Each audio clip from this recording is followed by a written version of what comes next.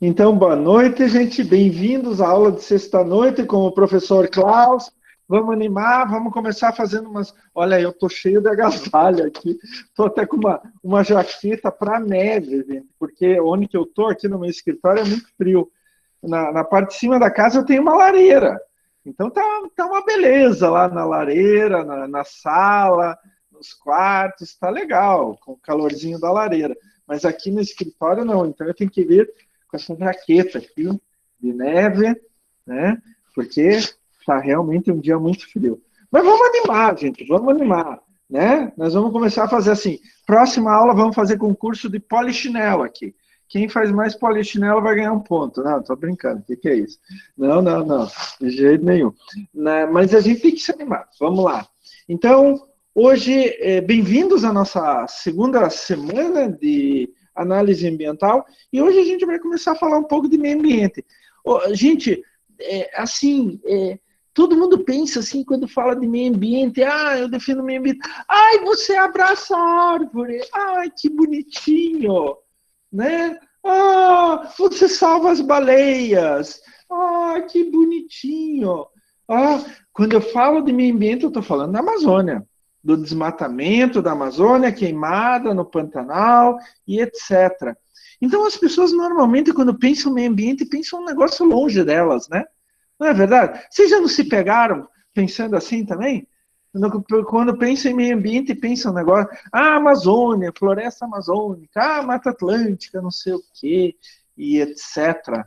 Né? Quem que pensa assim, gente? Quem que pensava assim? Pensava, né? Porque vai pensar diferente a partir da aula de hoje, né? Ninguém quer falar. Ou vocês estão dormindo aí na frente do computador, gente? Normalmente, quando a gente fala de meio ambiente, para as pessoas que não estão acostumadas com isso, elas realmente pensam essas coisas, né? Então, eu vou participar do movimento para salvar as baleias. Eu vou abraçar a árvore, né? Eu plantei uma árvore. Nossa, eu fui o salvador do meio ambiente mundial, né? Por causa disso, né? Ou fala lá do desmatamento da Amazônia. Tudo isso é importante. As baleias são importantes, as tartaruguinhas são importantes, as árvores são importantes, a floresta amazônica é importante, a Mata Atlântica é importante. Mas vocês já pararam para pensar que meio ambiente é muito mais do que isso? Meio ambiente não está longe da gente? E é isso que a gente vai começar a discutir na aula de hoje. O que é meio ambiente e o que acontece na relação do ser humano com esse tal do meio ambiente, né? Então, eu vou compartilhar aqui a nossa aula de hoje, para a gente já começar. Vocês já tem esse jogo de slides lá no material, no material da aula de vocês, né? Já está há algum tempo lá. Deixa eu pegar minha caneta aqui. Minha caneta aqui colocar na cor vermelha. E colocar uma espessura um pouquinho maior. Ótimo. Então, hoje a gente vai começar a falar sobre meio ambiente. Então, a nossa aula é Introdução à Análise Ambiental, que nós vamos continuar na semana que vem. A grande questão da aula de hoje é o que é o tal do meio ambiente, né? Meio ambiente é para comer, para olhar, para vestir, para beber. O que é o meio ambiente? Na verdade, é para tudo isso, né? A gente tem que se lembrar que meio ambiente é tudo que envolve ou cerca os seres vivos. Absolutamente tudo. Olha só, a palavra ambiente vem do latim, tanto de ambio e ambire, ao redor de, em ambos os lados. Andar em volta ou em torno de alguma coisa. Então, o que significa isso? Quando você está falando de ambiente, você está falando tudo que ocorre na sua volta. Então, meio ambiente não é só floresta amazônica. Floresta amazônica é meio ambiente? É. Mata Atlântica é meio ambiente? É. Oceano é meio ambiente? É. Mas a tua casa é meio ambiente. O teu bairro é meio ambiente, a tua cidade é meio ambiente. Aonde que a gente faz agricultura é meio ambiente. Tudo isso daí é meio ambiente. E olha só, a gente ainda usa uma palavra composta, né? Meio ambiente, que eu conheço, falo um pouco de alguns outros idiomas, só tem 2 idiomas que usam 2 palavras, que é o português e o espanhol, né? Médio ambiente. Em alemão, meio ambiente é Umwelt. Em inglês, environment. Em francês, environnement. Eles só usam uma palavra. A gente usa 2, e as 2 significam a mesma coisa. Meio e ambiente. É tudo que está ao nosso redor, o nosso envoltório. Então, quando a gente usa o termo meio ambiente, é até uma redundância, né? A gente está usando 2 palavras para significar uma coisa só. Então, nunca mais se esqueçam na vida. Meio ambiente é tudo que nos cerca. Não é aquele lá longe. Temos que preservar aquele lá longe. O ambiente ainda primitivo, vocês vão ver daqui a pouco. Temos, claro, e devemos nos esforçar para isso. Com certeza absolutíssima. Não tem discussão nenhuma. Mas a casa de vocês também é meio ambiente. Eu tenho que me preocupar com a minha casa? Eu tenho que me preocupar com o meu bairro? Claro! Isso também faz parte do meio ambiente. A gente não pode poluir a Amazônia, mas a gente também não pode poluir aonde a gente vive, né? Então a gente tem que prestar atenção nisso. Mudem a cabeça de vocês a partir de agora, né? E a gente pode dividir o meio ambiente em 2 grandes grupos. Meio ambiente natural e meio ambiente artificial. O que significa isso? O artificial é aquele que foi fabricado ou domesticado pelo ser humano. Então, por exemplo, quando eu tenho uma cidade, nossa, as cidades não tem mais nada de parecido com o que era antes da ocupação do ser humano. Então, é um meio ambiente artificial fabricado. O ser humano mudou radicalmente a paisagem na cidade. Inclusive, a gente tem a capacidade de mover montanhas, né? Nas cidades, a gente até move montanhas. Olha só que incrível. Como assim, professor? Vai lá na Ópera de Arame, vai na Universidade Livre do Meio Ambiente. Aquilo eram montanhas de pedra, que nós fomos tirando, explodindo, para fazer as ruas de Curitiba, né? E quando a gente fala em meio ambiente artificial domesticado, a gente está falando da agricultura, domesticado. A gente está falando da agricultura, do plantio de florestas, né? Florestas para produção. A gente está falando de pastagem. O que significa esse meio ambiente domesticado? É assim, a gente muda a paisagem, mas não tão radicalmente como numa cidade. Então a gente ainda reconhece bastante coisa, ainda tem resquícios, mas não é o chamado meio ambiente natural. O meio ambiente natural é aquele que até pode ter o ser humano no meio, mas ele não provoca impactos significativos naquela área. Então, quando a gente imagina os rincões da floresta amazônica, né? Aquilo é meio ambiente natural. São regiões autossustentadas. Então, de novo, a gente pode reconhecer o meio ambiente artificial, que entra o meio ambiente artificial fabricado. Grande exemplo são cidades, onde o ser humano muda radicalmente tudo. E o meio ambiente artificial domesticado, onde que há mudanças significativas, mas não tão radicais. E o outro é o meio ambiente natural. É aquilo que sempre existiu, independente do ser humano, né? Então a gente já pode começar a pensar um pouco mais.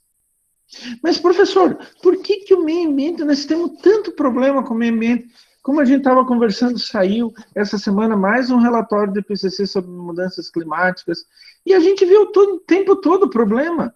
O tempo todo. Eu já falei para vocês, eu devo ter falado isso para vocês, eu acho que eu falei para vocês, não tenho certeza. Pelo menos na disciplina de saúde ambiental, eu devo ter falado para vocês que não tem nenhum rio em Curitiba tecnicamente vivo. Nenhum. Zero. Os rios em Curitiba estão todos tecnicamente mortos. Ah, mas professor, esses tempos eu vi um peixinho em tal rio. Um, dois, três. Mas você não viu um ecossistema com inter-relações entre diferentes grupos de organismos. Isso a gente não tem mais. Né? Isso advém dos chamados problemas ambientais que o ser humano foi criando ao longo do tempo. Né? Qual que é a questão? É que a gente começou a usar os recursos naturais. Para quê? Para produzir os nossos queridos bens e serviços.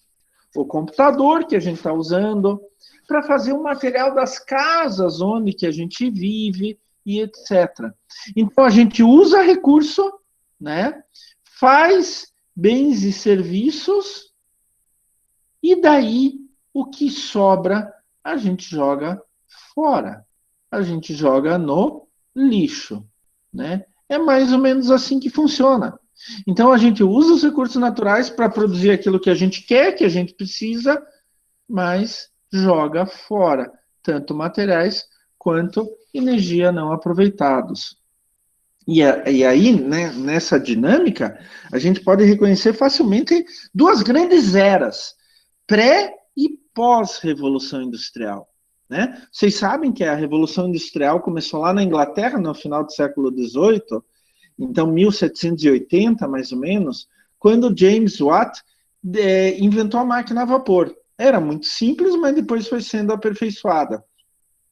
Com a máquina a vapor, a gente pode começar a produzir os mesmos produtos que a gente produzia antes, só que numa quantidade e velocidade muito maior. Isso fez com que os preços baixassem. E daí o ser humano conseguiu fazer produtos em larga escala. Conseguiu um aumento de escala gigantesco para levar mais esses produtos para a população como um todo. Só que qual é o problema? Para produzir mais, eu preciso usar mais recursos.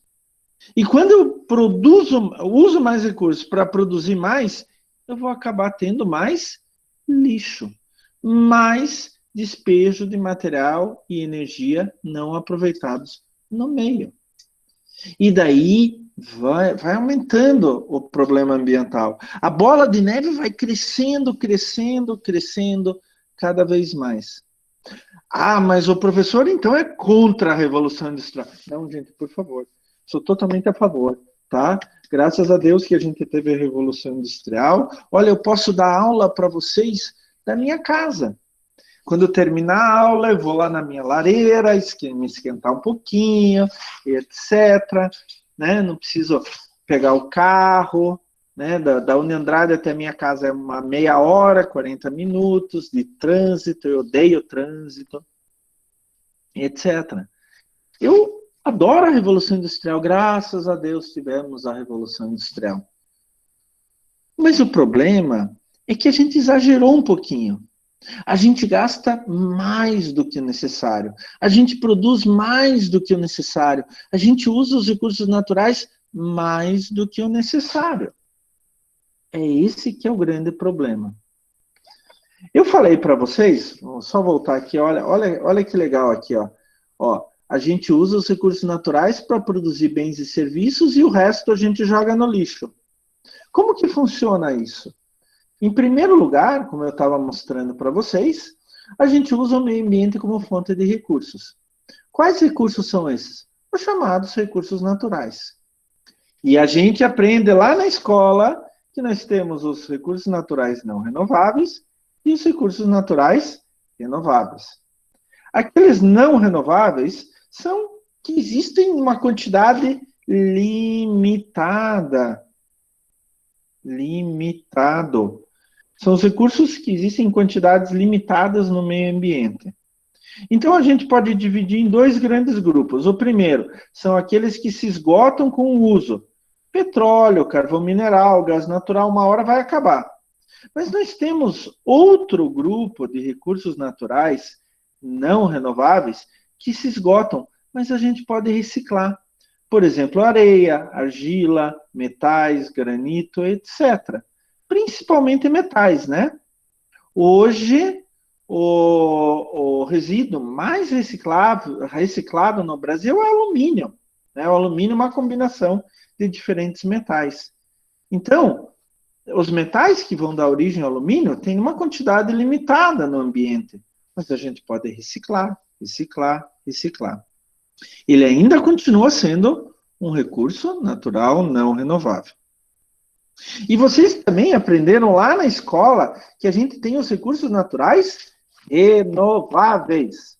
A professora, ou o professor, né, falou assim, olha, os recursos naturais renováveis são aqueles que não se alteram com o uso.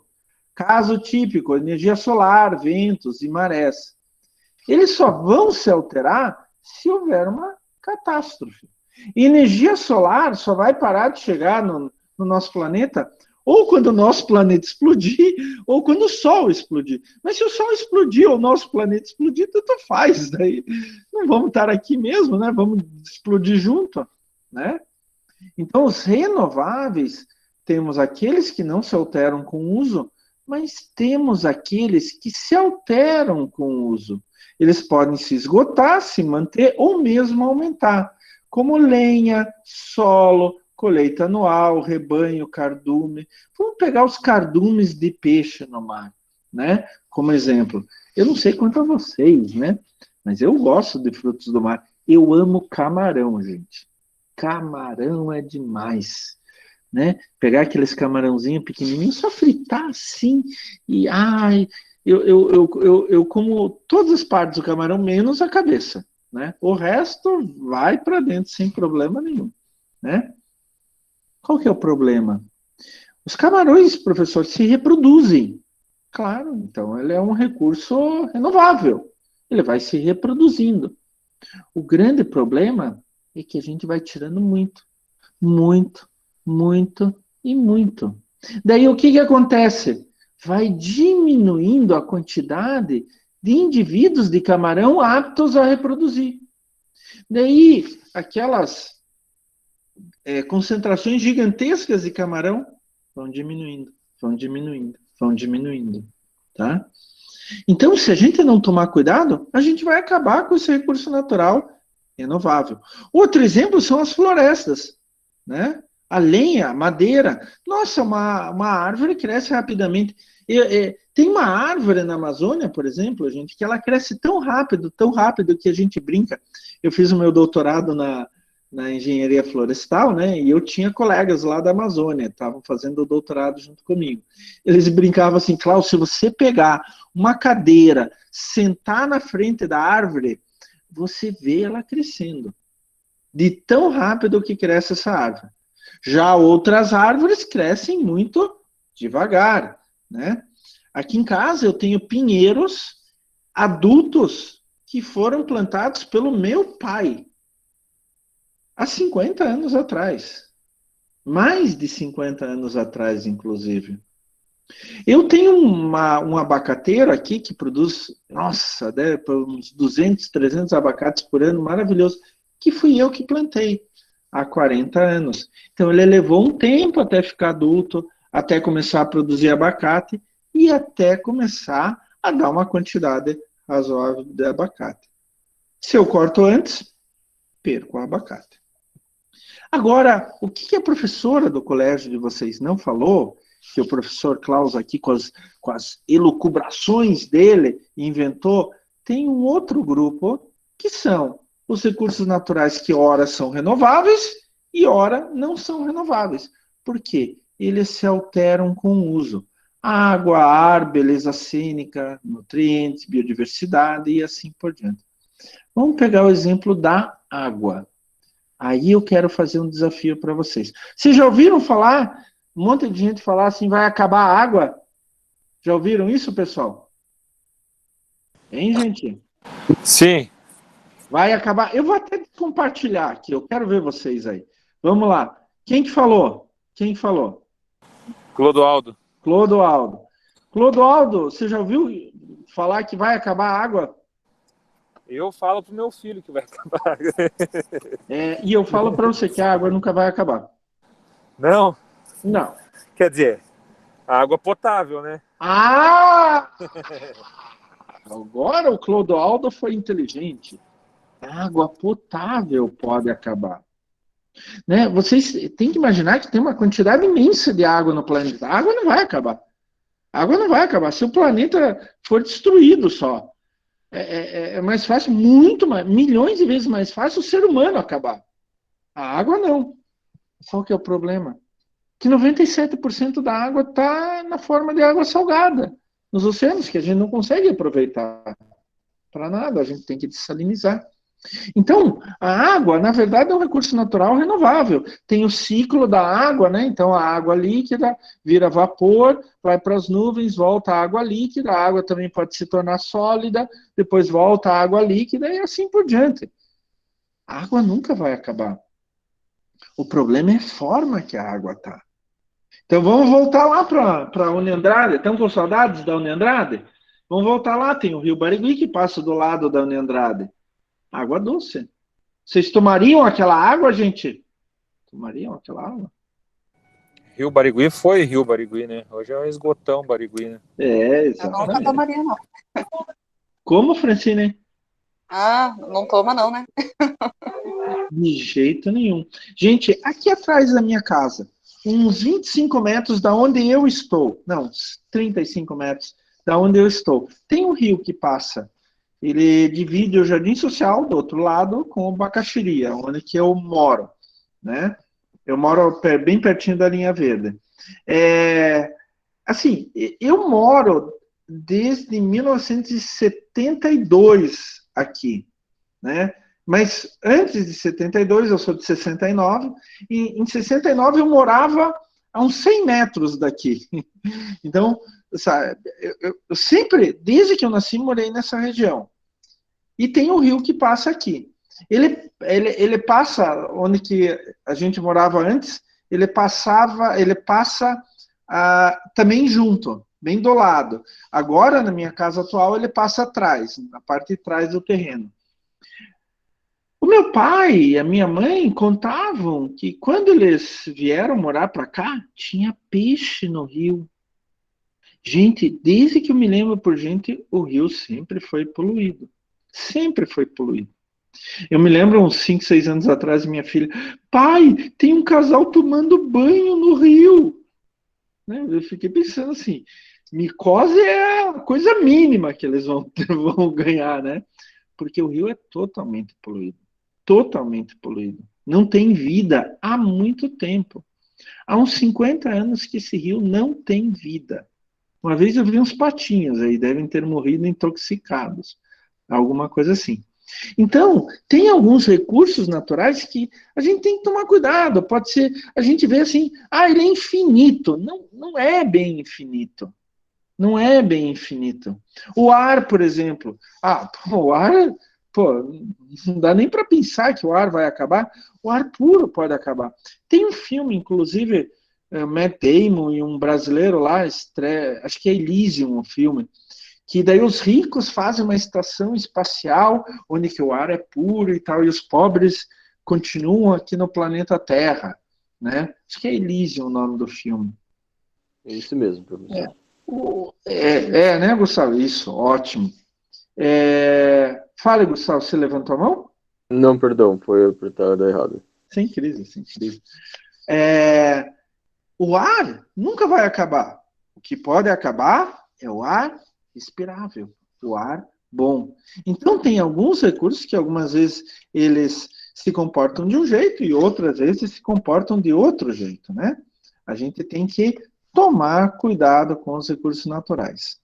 E esses recursos são usados exatamente para produzir bens e serviços, né? E essa relação é complicada. A gente usa muitos recursos para produzir aquilo que a gente precisa, que a gente quer produzir. E essa relação sempre foi complicada e conflituosa. A gente tirando mais e mais do meio ambiente. Tinha um filósofo famoso chamado Malthus, que em 1798 escreveu um livro chamado Ensaio sobre a População. E ele postulou o seguinte: a população, quando não controlada, tende a aumentar numa progressão, deixa eu pegar a minha caneta aqui, tende a aumentar numa progressão geométrica, onde que ela sobe repentinamente. Só que os recursos naturais que a gente utiliza só aumentam numa progressão aritmética. Daí, quando a população... deixa eu fazer um pouquinho diferente aqui. Vamos aproveitar que a gente tem caneta com várias cores aqui. Então, olha só, esses são a população. Então, aqui é a população, né? A população cresce. 2 dão origem a mais 2, que dão origem a mais 4, que dão origem a mais 8. E aqui os recursos naturais, né? Os recursos naturais. O que acontece? O grande problema é a partir do momento que a população ultrapassa os recursos naturais. E daí, esta população aqui vai ter falta de recursos. Aqui a gente tinha sobra de recursos. A população acima dos recursos naturais. E aqui a gente tem falta de recursos. A população acima dos recursos naturais. É o que Malthus chamou de ponto de crise. Isso ele já falou em 1798. O Harding, em 1968, publicou um artigo, se não me engano, na Nature, onde que o artigo deu nome de... Ele deu o título de Tragédia dos Comuns. O que ele chamou comuns? Pessoas comuns. Pessoas pobres, né? Fora os ricos, porque os ricos sempre vão ter dinheiro para conseguir aquilo que eles querem, né? E nesse artigo, A Tragédia dos Comuns, ele falou que certos problemas não têm solução técnica. E um desses problemas é a quantidade de pessoas no planeta. A Terra é finita. Ela só suporta uma certa população. Só que a gente está colocando mais gente, mais gente, mais gente, mais gente. E o que sobra? Alguns poucos vão consumir muito e muitos vão consumir pouco. Então a gente vai ter um número cada vez maior de pessoas pobres. Pessoas que não têm recursos à sua disposição. Desde recursos básicos como água, energia, até comida, né? E a gente passa isso. Curitiba passa isso, né? Quantas pessoas estão morrendo de fome, não tem onde dormir? Imagine agora com esse tempo frio e chuva, pessoas na rua. Ah, mas não são tantas. E pessoas com esses casebres nas favelas. Vocês acham que isso daqui protege contra a chuva e contra o frio? É complicado. Em 1970, não foi só em 1970, mas em torno de 1970, especialistas de várias áreas se juntaram no chamado Clube de Roma. E eles elaboraram um relatório chamado Limites ao Crescimento. Para elaborar esse relatório, eles fizeram várias simulações matemáticas e estatísticas mostrando o quanto as pessoas estavam consumindo de diferentes coisas. E eles chegaram a uma conclusão muito importante. Se não houver uma mudança significativa, a população aumentando, exigindo cada vez mais recursos, ela vai depauperar, vai acabar com os recursos do meio ambiente. E quando nós não tivermos mais recursos ambientais, a população vai começar a definhar. Vai aumentar a taxa de mortalidade, doenças, subnutrição e etc. Vamos pegar vamos pegar a cor preta aqui, que fica melhor para mostrar. Então, essa daqui é a população, ó. A população está em vermelho aqui, né? A população, ela vai subindo e ela vai consumindo recursos naturais. Então, os recursos naturais são esse azul compridinho e ponto, compridinho e ponto. Olha só, a população vai subindo, os recursos naturais vão descendo. Vai chegar uma hora que a população está acima da quantidade de recursos naturais. Então, o que acontece? Isso vai bater na população. Vai chegar um momento que a população vai começar a cair. Por quê? Não tem mais recursos naturais para ela sobreviver. A produção industrial vai cair, a produção de alimentos vai cair, né? A expectativa de vida vai cair, até a poluição vai cair, né? Porque o ser humano não vai mais ter recurso para fazer as coisas. O Clube de Roma falou que esse ponto de crise seria em 1999. E não foi. Por quê? O ser humano, com a sua inteligência, ele tem uma característica, né? Quando a água vai batendo na bunda, né? Vai subindo e a gente vai ficando com aquela ansiedade, será que nós vamos morrer afogados? A gente inventa um método para nos salvarmos. Então, começamos com energia eólica, energia solar, proteção dos solos, proteção da floresta, gastar menos petróleo, máquinas mais eficientes e tudo mais. O problema é que, apesar dos nossos sistemas serem mais eficientes, gastarem menos recursos, a gente tem uma população bem maior. Então, no cômputo final, né, no cálculo final, a gente acaba gastando muitos recursos. Se lembram que eu falei para vocês que a gente... Deixa eu pegar o vermelho aqui de novo. Que a gente pega recursos naturais, constrói nossos bens e serviços e joga o resto no lixo. Então, a gente pegou os recursos naturais, começou a fazer nossa produção e daí a gente joga aquilo que a gente não quer mais no lixo. A natureza, ela está acostumada a absorver o resto dos outros organismos, né? Então, quando um bicho morre, ele é decomposto e os nutrientes ali voltam para as árvores, para as plantas. É a mesma coisa com plantas mortas e etc. O grande problema é que o ser humano começou a inventar substâncias que não são absorvidas na natureza. E essas substâncias acabam permanecendo no ambiente, muitas vezes com produtos tóxicos aos próprios organismos do meio ambiente. A essas sobras das atividades humanas a gente chama de poluição.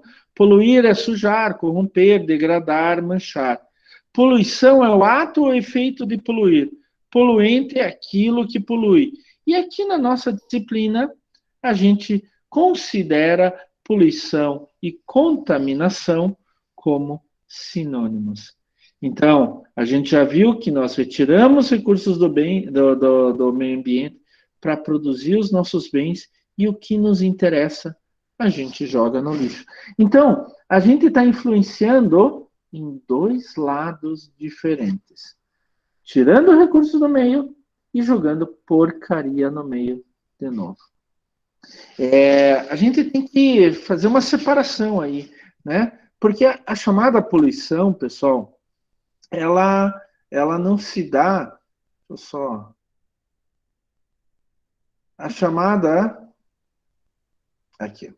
Então, a chamada poluição, ela não se dá somente pelo ser humano. Ela pode se dar por fontes naturais. Por exemplo, o vulcão, né? Quando um vulcão explode, joga muita coisa no meio ambiente. Mas isso a gente não chama de poluição. A gente só chama de poluição quando os poluentes vêm de fontes antropogênicas. Antropo é ser humano, gênica é criado por, como por exemplo, fábricas, veículos, etc. E eles é que vão gerar os chamados poluentes que nós jogamos no meio ambiente, tá? A gente pode classificar esses poluentes de diferentes formas, como, por exemplo, poluentes primários e poluentes secundários. Poluente primário é aquele que a gente produz, joga no meio e ele faz um efeito no meio. Poluente secundário é aquele, a gente joga um poluente primário no meio, ele, por diferentes tipos de ação, se transforma em outras substâncias. e daí vai poluir também, vai provocar um dano no meio ambiente. Eu estudei, alguns anos atrás, até publiquei um trabalho sobre AMPA. AMPA é um ácido derivado da degradação do glifosato. Glifosato é o agrotóxico mais utilizado no mundo. É um herbicida para matar mato e esse é o princípio ativo, né? O nome comercial original é Roundup. Vocês já devem ter ouvido falar com certeza, Roundup, da Monsanto. Hoje o glifosato ele tem patente livre, ele não é fabricado só pela Monsanto. Então ele tem outros nomes também. O glifosato, quando a gente usa na agricultura, ele se degrada em AMPA. E a gente foi discutir, será que AMPA é pior ou é menos tóxico do que o glifosato? E daí a gente vê uma série de problemas. O AMPA é um poluente secundário. O glifosato é um poluente primário, tá? Então, o AMPA, ele tem uma série de efeitos na reprodução de alguns organismos no solo, etc. Uma outra maneira de se classificar um poluente é pela permanência no ambiente, né? Então, ele fica pouco tempo ou ele fica mais tempo, né? Longo tempo no ambiente, fazendo influenciando o meio ambiente. E também a gente tem que pensar no local de poluição, né? Se a gente está poluindo o ar, a água ou o solo, porque tem dinâmicas diferentes. E isso a gente vai ver detalhadamente na nossa disciplina. Quando a gente fala da ação do ser humano em relação ao meio ambiente, a gente tem que se lembrar um pouco da história, né? Por que a gente está assim hoje? O ser humano, desde que ele existe no planeta, ele faz modificações ambientais. É claro, como eu falei, tem modificações ambientais de cunho natural, como, por exemplo, o meteorito que caiu há 65 milhões de anos, né, e provocou extinção em massa, né? Outras modificações naturais são terremotos, erupções vulcânicas, maremotos, tsunamis, né? E assim por diante. Mas isto daí, nós não podemos fazer nada. Estando o ser humano no planeta ou não, isso vai acontecer. Isso faz parte da dinâmica natural do nosso planeta. Então a gente não tem o que fazer.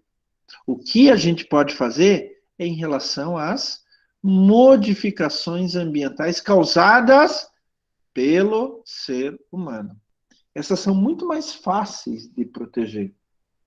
E essas modificações já têm sido tema de preocupação de vários naturalistas e filósofos ao longo do tempo. Por exemplo, Darwin, né? Lá na primeira metade do século XIX, ele veio para o Brasil, Darwin ficou 3 meses lá no Rio de Janeiro, né? E ele já se preocupava, ele chegou no Rio de Janeiro e disse que barbaridade, né? Primeira coisa, ele viu escravos, e ele era totalmente contra a escravatura, né? E viu como se tratavam os escravos e assim por diante. E outra coisa, ele viu o Rio de Janeiro devastado.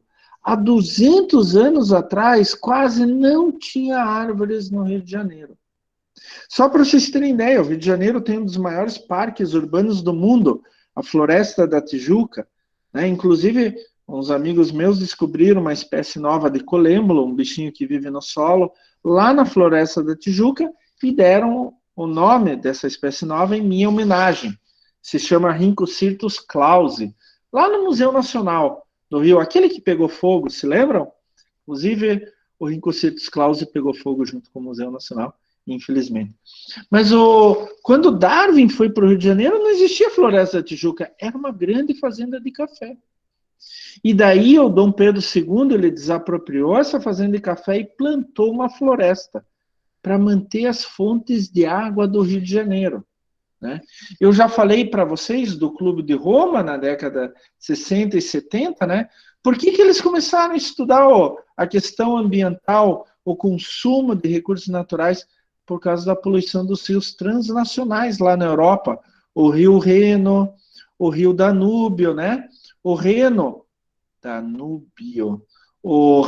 nasce, se não me engano, na Suíça, faz a fronteira entre Alemanha e França, sobe por Luxemburgo, Holanda, Bélgica e vai desaguar no Mar do Norte. Eu já morei durante o meu doutorado sanduíche na Alemanha, eu morava a 6 quilômetros do rio Reno.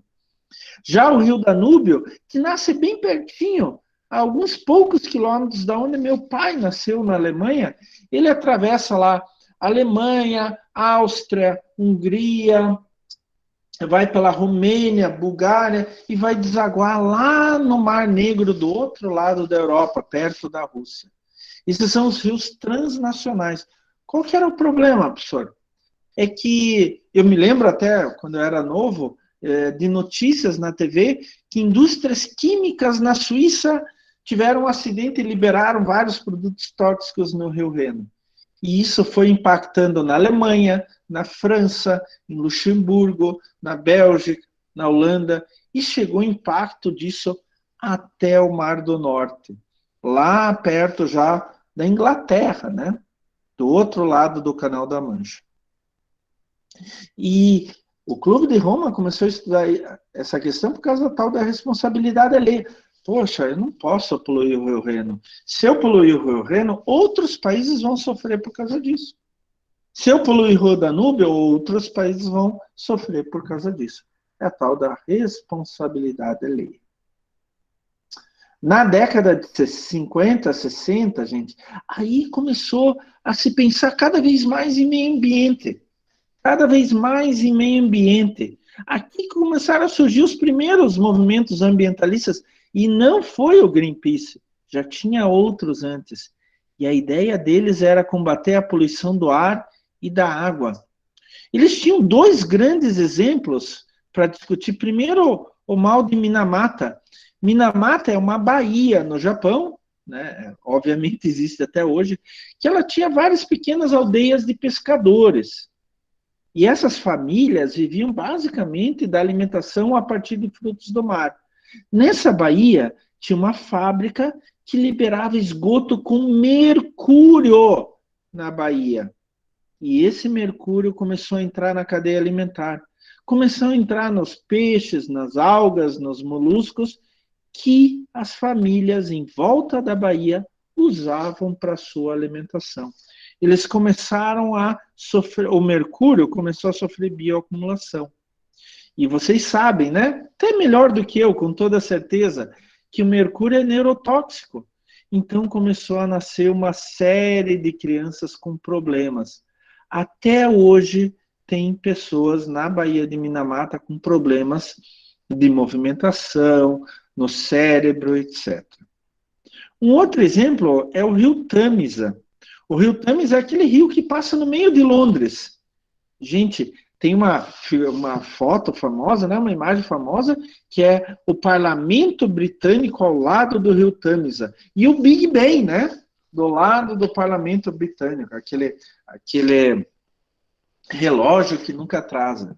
Pois é, o rio Tâmisa era o esgoto de Londres. Era o esgoto de Londres. Jogavam tudo no rio Tâmisa. Né?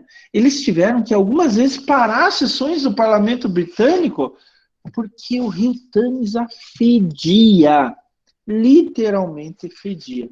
Hoje, o rio Tâmisa, você pode pegar truta no rio Tâmisa. E truta é um peixe que só vive em rios extremamente limpos. Por causa desses grandes problemas, e daí a gente teve que começar a tomar soluções. As décadas de 50 e 60 foram chamadas décadas da conscientização, para mudar um pouco a cabeça, né, das pessoas. Gente, aqui, depois eu quero que vocês vejam, aqui tem um hiperlink, né, do YouTube. O Grande Nevoeiro de 1952 em Londres. Vejam só, em dezembro de 1952, por causa do carvão utilizado para aquecer as casas, se formou um nevoeiro gigantesco e morreram milhares de pessoas em questão de 5 dias, gente. 5 dias. Eu quero que vocês entrem. Fica meio complicado mostrar agora aqui, e a gente tem que ver um pouco mais de coisas, mas eu quero que vocês entrem, vejam, é incrível. Vocês não vão acreditar. Vocês vão achar que aquilo é de estúdio, feito em estúdio. Não, são imagens reais. Reais. O nevoeiro era tão grande, gente, que eu não estou brincando. Às 3 da tarde, você não conseguia ver 1 metro de distância. Se você parasse no ponto do ônibus para esperar o ônibus, você não enxergava o ônibus, a não ser que ele chegasse a 1 metro de distância. Uma outra coisa interessante é dentro das casas, das habitações. O cinema, por exemplo, a fumaça do nevoeiro, da poluição, entrava dentro dos cinemas. E as pessoas tinham que sentar nas 2, 3 primeiras fileiras para assistir o filme, senão elas não conseguiam. Então vejam esse vídeo, ele não é muito longo, mas é extremamente interessante. Daí a gente passa para a década de 70. Olha, as décadas de 50 e 60 começou a ter um monte de problema e as pessoas começaram a se conscientizar. Poxa, mas temos que fazer alguma coisa. E a década de 70, ela se inicia exatamente com a primeira grande conferência mundial sobre meio ambiente, a Conferência de Estocolmo, na Suécia. E é aí que a gente chegou à conclusão que poluir é crime. Até aquele momento, não se pensava nisso. Na década de 70, a gente teve a crise energética, onde que o petróleo quadruplicou de preço, e daí a gente teve que pensar alternativas. Vamos valorizar resíduo, vamos pensar em desenvolvimento sustentável, etc. A gente, por causa desse novo pensamento que poluir é crime, a gente chama hoje a década de 70 a década da regulamentação e controle ambiental. E daí entrou a década de 80. E a década de 80, a gente fala que na economia, fala que a década de 80 foi a década perdida, né? Porque economicamente o mundo estagnou na década de 80. Eu já falo que a década de 80 foi a melhor década de todos os tempos, né? Porque eu era criança e me tornei adulto na década de 80, né? Mas a década de 80, já começando na década de 70, teve uma série de acidentes ambientais horríveis no mundo inteiro. Em Seveso, na Itália, em 76, vazaram 5 quilos de dioxina de uma fábrica. Eles tiveram que tirar todo mundo da região, só que não tiraram os animais, e morreram mais de 5.000 animais, por causa dos 5 quilos de dioxina. Dioxina é uma molécula muito pequena, mas extremamente tóxica. Hoje a gente já conhece mais de 200 tipos de dioxina.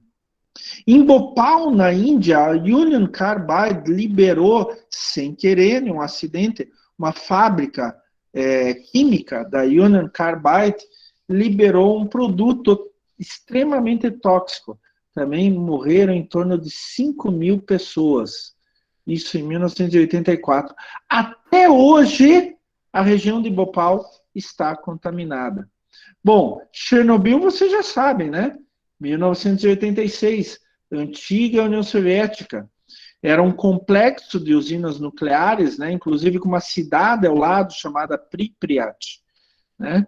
Que um cara lá em uma das usinas nucleares de Chernobyl decidiu fazer um teste tirando e colocando o combustível nuclear. Uma hora ele não aguentou, se desestabilizou e estourou a usina nuclear de Chernobyl. Em 1989, um super petroleiro da Exxon, o Exxon Valdez, ele naufragou no litoral do Alasca e fez um acidente ecológico, um acidente ambiental gigantesco. A gente já tinha algumas leis no mundo inteiro, só que a gente começou a ver que precisava ser mais rígido nas leis. E daí a gente começou a desenvolver outros tipos de lei, como o EIA-RIMA, Estudo do Impacto Ambiental e Relatório do Impacto no Meio Ambiente, que regulamenta uma indústria antes dela se instalar. a gente só tinha leis para indústrias que estavam se instalando, mas antes dela se instalar, ainda não. O Brasil foi um dos primeiros países do mundo a ter legislação sobre estudo de impactos ambientais antes da instalação de uma indústria. Por isso que a gente chama a década de 80 como década da legislação específica de novas indústrias. Ainda na década de 80 foi criado o Superfund nos Estados Unidos, que é uma linha de crédito para reabilitação de áreas contaminadas. Em 1987 foi assinado o Protocolo de Montreal, onde que a gente extinguiu os CFCs, clorofluorcarbono, a substância mais importante que afetava a camada de ozônio. Vocês sabem que a camada de ozônio é aquela responsável pela filtração dos raios ultravioletas, né? Então, impede que a gente tenha uma quantidade imensa de câncer de pele, por exemplo, que a gente frite e tal. Em 1987 também foi feito o relatório Brundtland, da ONU, chamado Nosso Futuro Comum, onde que pela primeira vez se falou de desenvolvimento sustentável. E, o Superfund, antes que eu me esqueça, foi criado por causa do Love Canal. Nos Estados Unidos, eles tinham um canal subterrâneo onde que eles esconderam, indústrias esconderam latões com produtos químicos. E em cima desse canal, construíram um conjunto habitacional. O que aconteceu? À medida que esses latões foram apodrecendo, os produtos químicos subiram pelo solo por capilaridade e atingiram essas pessoas. Pessoas começaram a ficar doentes, crianças começaram a ficar doentes, eles foram investigar e descobriram esses latões enterrados debaixo do conjunto habitacional. Isso deu uma crise enorme nos Estados Unidos, principalmente nos órgãos de proteção ambiental. Daí o governo americano liberou o Superfund, uma linha de crédito, só para reabilitação de áreas contaminadas como essa. Em 1989 foi assinado o Acordo da Basileia. A Basileia é uma cidade na Suíça, sobre o movimento transfronteiriço de resíduos. Quer dizer, a gente já não podia jogar lixo em outros países. O lixo que foi gerado no meu país tem que ficar no meu país. A década de 80, gente, foi muito importante porque as empresas começaram a ser pressionadas cada vez mais para tomar cuidado com o meio ambiente. Então, elas pararam de ver a legislação ambiental de um ângulo defensivo e mudaram para um ângulo proativo. Elas antes pensavam assim, essa porcaria de legislação ambiental, isso é coisa comunista, que nem diriam hoje, né? Pelo contrário, né? Nos países comunistas não tinha nenhuma legislação ambiental, inclusive na China dos tempos de hoje, né? Coreia do Norte nem se fala, né? A legislação ambiental é uma coisa de país capitalista, do sistema capitalista. Mas as empresas pensavam essa porcaria da legislação ambiental, né? Elas passaram a pensar de um outro meio. Gente, eu vou ser o exemplo. E daí o meu consumidor vai ver que eu sou bom, sou bonzinho em relação ao meio ambiente e vai comprar de mim. Foi na década de 80 que a discussão ambiental começou a chegar nos barzinhos, começou a chegar nas rodas de amigos, né? Começou a chegar na discussão do ser humano no dia a dia. E daí entra a década de 90. Na década de 90, as sociedades, principalmente no hemisfério norte, chegaram assim e disseram, agora a gente tem que fazer algo de vez mesmo. A gente tem que melhorar a nossa qualidade de vida. Então eles decidiram assumir os custos para melhorar a qualidade de vida. Vai ser mais caro eu comer um produto sem agrotóxico, eu viver em um lugar com ar puro, etc. Vai, mas não tem problema. Eu assumo esses custos. Na década de 90, a gente começou a se preocupar com o uso de matérias-primas escassas, uso de energia, aumentar a reciclagem. Olha, aqui em Curitiba, a reciclagem começou em 1989. O programa do lixo que não é lixo começou em 1989. E a gente começou a ter uma grande preocupação com o desperdício de recursos naturais. Em 1992, teve a segunda grande conferência mundial sobre o meio ambiente. A primeira, falei para vocês, Estocolmo, 1972, Suécia. 92 foi no Rio. Eu não sei se vocês sabem, mas a Rio 92 foi o maior encontro de chefes de Estado e de governo da história da humanidade até aquele momento. Nem a ONU conseguiu reunir tantos chefes de governo e Estado quanto a Rio 92. Exatamente 20 anos depois da primeira grande conferência. E na Rio 92, o ser humano, como espécie, decidiu transformar a sua ação em relação ao meio ambiente. Em vez de ações isoladas e localizadas, agora o meio ambiente começa a ser uma preocupação da humanidade como um todo.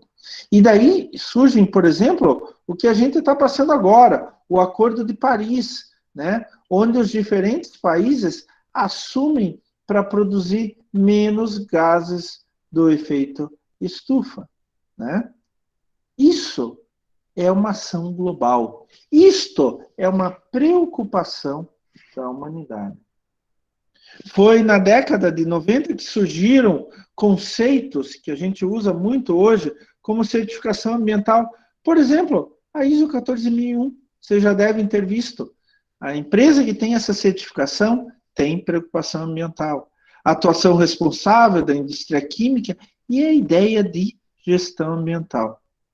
Na década de 90, começaram a se modificar as relações entre empresas, organizações não governamentais e órgãos fiscalizadores. Eles começaram a ver que eles não precisavam brigar tanto, eles podiam se unir. E com isso, multas e autuações ambientais passaram para um segundo plano. Como assim, professor? Eles não deram mais multas? Claro, continuaram dando multas. Mas as empresas começaram a ver que era melhor para a imagem delas a chamada responsabilidade solidária. Elas começaram a ver que, se elas seguissem toda a legislação, elas iam se mostrar para a sociedade como uma empresa preocupada com o meio ambiente. Então, essas empresas começaram a ver a questão ambiental não mais como um problema, mas como uma solução. Por exemplo, para ganhar mercado, principalmente com aqueles clientes mais preocupados com o meio ambiente. E daí a gente entra nos anos 2000. Os anos 2000, eles se caracterizam por uma dicotomia. Algumas vezes a gente está de bem com o meio ambiente. Outras vezes, dependendo dos governos, das vontades, a gente está de mal com o meio ambiente. Mas daí essa é uma realidade que vocês estão vivendo no momento, que vocês estão vendo acontecer. Tá? Gente, lembrem-se, se vocês tiverem dúvida, quiserem fazer uma colocação, dê um grito aí, tá? Por favor, estejam totalmente à vontade. Né? E para terminar a aula de hoje, gente, eu quero passar alguns conceitos para vocês. Né? O primeiro conceito é de poluição ambiental. Eu já dei uma pitadinha lá, o que é a poluição ambiental? A gente diz que poluição ambiental é ação ou omissão do ser humano, que através de descarga de material ou energia, atuando sobre os diferentes compartimentos ambientais, água, solo ou ar, cause um desequilíbrio nocivo ao meio ambiente, podendo ser de curto, médio ou longo prazo. Quando a gente falar de poluição ambiental a partir de agora, é tudo causado pelo ser humano. Se ele jogar energia que vai desequilibrar o meio ambiente, jogar material poluente, produtos tóxicos que vão desequilibrar o meio ambiente, isso a gente considera poluição ambiental. A gente sabe, e vocês sabem, até melhor do que eu, né? Quais são os efeitos da poluição ambiental? Obviamente, degradação da qualidade mental, da saúde, da segurança e qualidade de vida. Não é só para o meio ambiente tirando o ser humano, é para o ser humano também. Então, a gente tem danos sobre a biota, todas as formas de vida do nosso planeta, incluindo o ser humano, a estética. Eu sempre brinco. Alguém gostaria de morar do lado de um lixão? Não é bom, né? E a questão sanitária ligada a doenças. Quanto mais a gente desequilibra o meio ambiente, mais doenças surgem. Olha o SARS-CoV-2, gente. Olha o SARS-CoV-2 aí, gente. Né? O que é isso? Não foi um vírus fabricado em laboratório. É um vírus natural. Mas como o ser humano está degradando tanto o meio ambiente, ele tem maior probabilidade de entrar em contato com esses vírus que nunca tivemos, com os quais nunca tivemos contato. Isso pode acontecer no Brasil, não só na China. O problema é que a origem e os efeitos da poluição são complexos e difusos. Qual que é a origem? Não sei. Se eu ando de carro, tem milhares, centenas de milhares de carros aqui em Curitiba, qual carro poluiu? Todos. E difuso porque a poluição se espalha. Ela não fica concentrada num lugar. E daí as consequências são cumulativas, vão se acumulando mais poluição, mais poluição, mais poluição, e se tornam crônicas. As doenças, por exemplo, você pega a rinite, por exemplo, né? É uma doença ligada à poluição do ar, principalmente ligada à poluição do ar, né? E daí a gente tem que tomar uma iniciativa, né? A gente tem que tentar despoluir, né?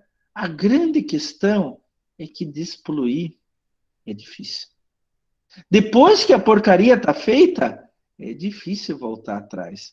Então a despoluição se torna complexa e muito cara. Não é fácil despoluir. Professor, vamos despoluir o Rio Barigui? É muito complicado. A gente vai ter que gastar muito dinheiro e vai demorar muito tempo, usando várias técnicas diferentes. Não é simples. Agora você pega o Rio Tietê, por exemplo, em São Paulo, que é maior ainda, né? Eu sempre brinco que no Rio Tietê dá para fazer o milagre de andar sobre as águas e tanto lixo que tem lá. Se bem que o Rio Belém, em alguns pontos, está assim também, né? O Rio Tietê já gastaram milhões e nem fizeram cócegas na poluição.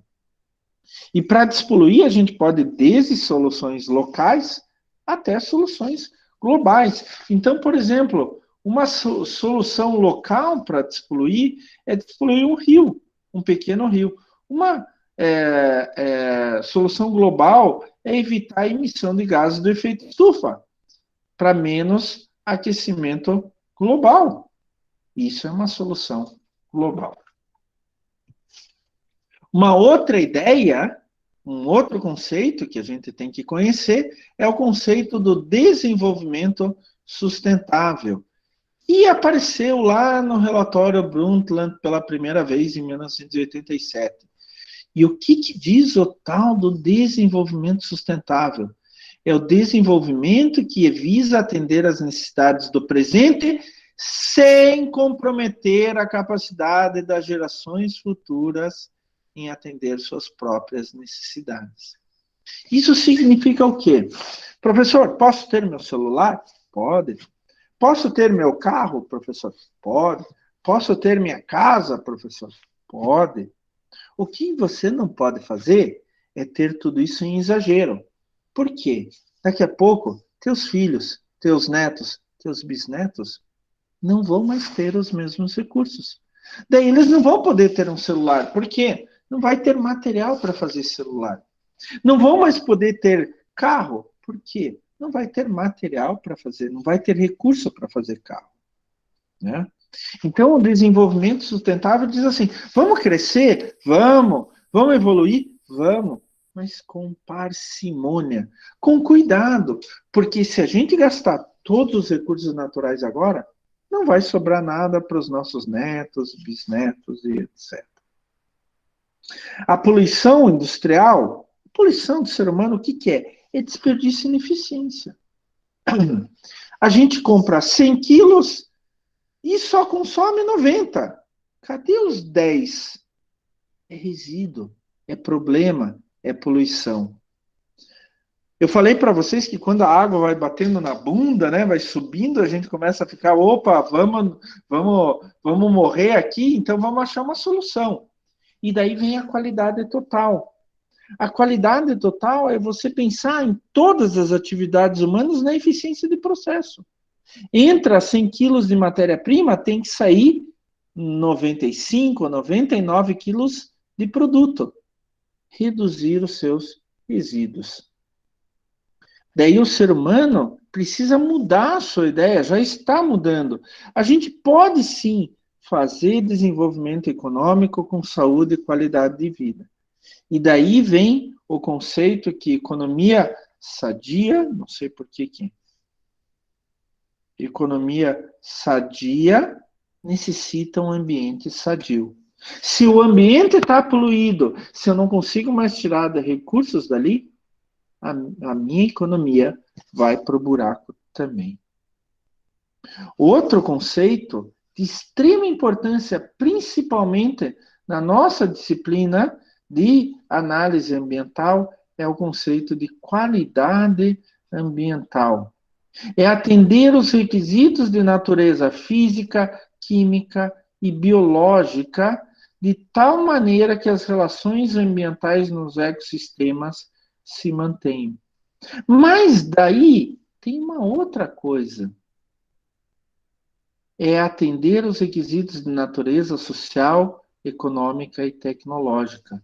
Isto daqui, pessoal, está ligado ao ser humano. O ser humano também faz parte do meio ambiente. Se lembram do começo da aula? Então, quando a gente fala de qualidade ambiental, ter todos os requisitos para manter as relações ambientais no ecossistema, a gente tem que pensar no ser humano também. A gente tem que fazer as coisas de tal maneira que todos os outros organismos vivos, incluindo o ser humano, possam se manter no planeta. Isto é que é qualidade ambiental. Mas, professor, eu sou biomédico. O que tem a ver com isso? Como cuidar de tudo isso daí? Daí que a gente entra. Porque, para cuidar de tudo isso daí, a gente precisa gerir as nossas atividades, a atividade do ser humano, em relação à questão ambiental. E, para isso, a gente chama de gestão ambiental. Um dos pontos mais importantes da gestão ambiental é o tal do monitoramento ambiental. Ou, melhor dizendo, da análise ambiental. E o biomédico, gente, prestem muita atenção, tem um papel muito importante nisso. Se vocês pegarem a resolução, deixa eu pegar aqui meu marca-texto, a resolução 78 do Conselho Federal de Biomedicina, é aquela que dispõe sobre o ato do profissional biomédico, vocês vão ver que o biomédico também pode ser habilitado em análise ambiental. E lá na resolução 78 diz que quando ele é habilitado em análise ambiental, ele pode realizar, vou pegar aqui, ó, o marca-texto, perdão. Ele pode realizar análises físico-químicas e microbiológicas visando o saneamento do meio ambiente, incluindo análise da água, do ar, esgoto e também do solo. Então, esse biomédico especializado em análise, habilitado em análise ambiental, é chamado de analista ambiental. E ele trabalha não só com análises físico-químicas e microbiológicas, mas ele trabalha com uma série de coisas, assessorando questões relacionadas ao meio ambiente, inspeções ambientais, o monitoramento, trabalhando junto com licenças ambientais, desenvolvendo projetos para diminuir o impacto ambiental, processos para obtenção de licenças, autorização, diagnósticos, pareceres, laudos, atendimento aos agentes de fiscalização dos órgãos de proteção ambiental, ministrando treinamentos, educação ambiental e assim por diante. O analista ambiental, aquele especializado na análise ambiental, ele pode trabalhar com planejamento ambiental a nível organizacional, estratégico, através de várias atividades, né, como eu estava falando ali, em relação a licenciamento ambiental, auditoria ambiental, monitoramento ambiental, gestão, controle da qualidade ambiental, ordenamento de recursos, conservação de ecossistemas, difusão de tecnologias e etc. E para que ele tenha essa capacidade, ele precisa, em primeiro lugar, conhecimento da legislação ambiental. Segundo lugar, noção de normas técnicas de proteção de meio ambiente e vigilância sanitária. E terceiro lugar, ser formado em nível superior. E uma das formas, um dos cursos, é o curso de biomedicina. Gente, análise ambiental, hoje, é uma área extremamente importante. E não só importante, né? A gente pode dizer que a análise ambiental é uma área extremamente interessante, porque a gente começa a ver quais atividades do ser humano impactam o meio e como. Como que elas impactam o meio ambiente à nossa volta? E mais ainda, achar soluções, tá? Então, nesse semestre, a gente vai trabalhar exatamente dentro dessa habilitação do biomédico.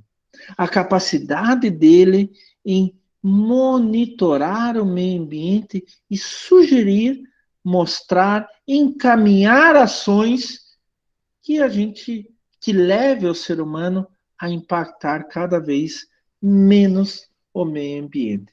Um papel importantíssimo.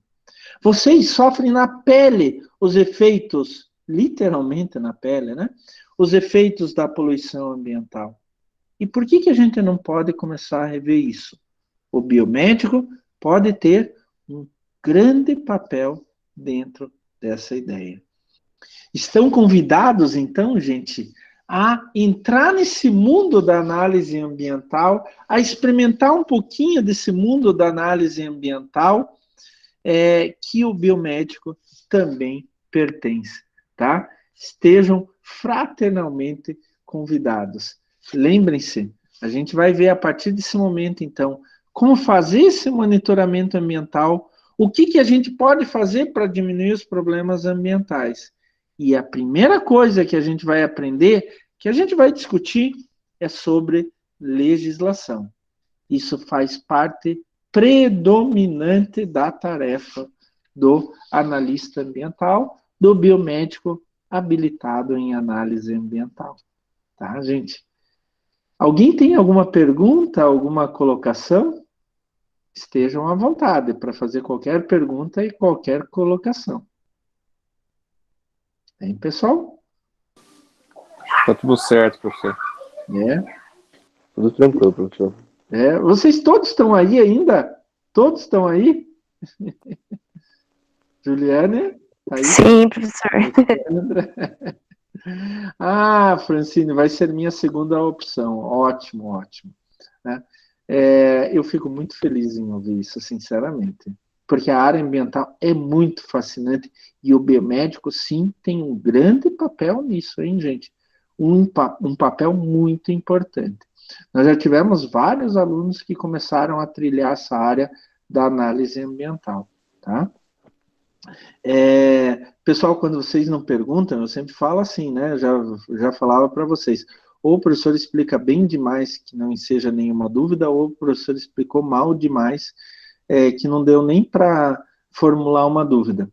Estejam à vontade, sempre, para perguntar, fazer observações e trazer a experiência de vocês. Eu adoro quando os alunos trazem a própria experiência. O professor Klaus, ele fala bastante, mas é que ele ama a área ambiental, gente. O professor Klaus ama a área ambiental, acho que vocês já notaram, né? Então, assim, se vocês me deixarem, eu falo até 2 da manhã aqui. E fico conversando com vocês até 2 da manhã, tá? Então, estejam à vontade sempre para conversar sobre o assunto, tá? Então, ninguém tem dúvidas, gente? Ninguém tem dúvidas? Não, professor, tudo certo. Próxima aula a gente vai começar fazendo uma sessão de ginástica aqui, tá bom, gente? Para vocês ficarem bem espertos. Sexta-feira à noite é difícil. Eu sei que é difícil, gente. Eu sei como é que é difícil. Mas é uma área importante também para vocês e vale a pena a gente se dedicar um pouquinho para isso, tá? Então, gente, não se esqueçam de entrar na atividade de frequência, por favor. Façam a atividade de frequência, tá certo? E quero ver vocês aqui na próxima sexta, mesmo que vocês estejam cansados, estressados, vocês vão desestressar na aula do professor Klaus aqui. Próxima sexta a gente continua conversando um pouquinho mais, tá bom, pessoal? Até lá, bom final de semana para todos, gente. Tchau, valeu, professor. Tchau, Boa professor. semana. Professor, bom final de semana. Tudo de bom para vocês, Valeu, gente. professor. Tudo de bom.